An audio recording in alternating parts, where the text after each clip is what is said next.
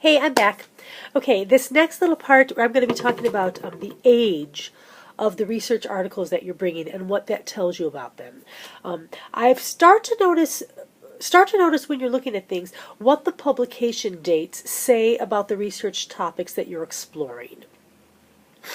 I suspect that some of you are finding that certain topics that you're checking into are clumping into certain time frames. If you find there is a good distribution of dates in your given topic, this is an indication that the topic is still relevant and or has issues that are still unresolved.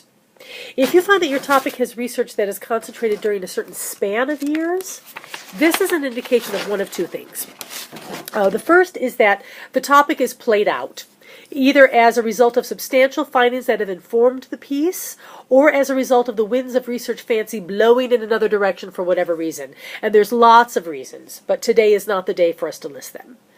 Or the second reason could be the name of that topic may have changed to fit new standards or expectations of educational policy.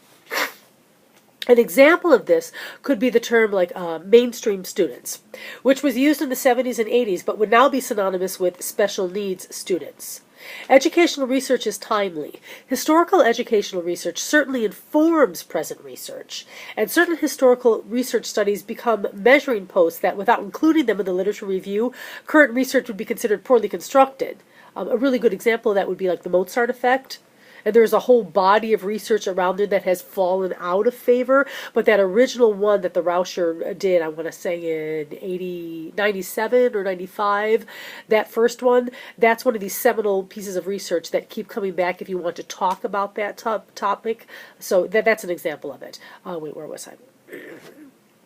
Yeah, so if you don't include things like that, even though they're no longer current or maybe out of educational favor, if you don't put it in there, the literature review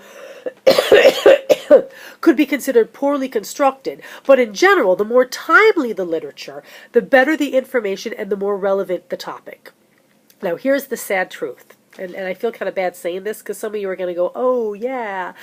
If the topic that you've been looking at only has literatures from like the 80s or the 90s or the 70s or before, and you're not able to find anything within the last 10 years, the topic that you're looking at isn't relevant anymore.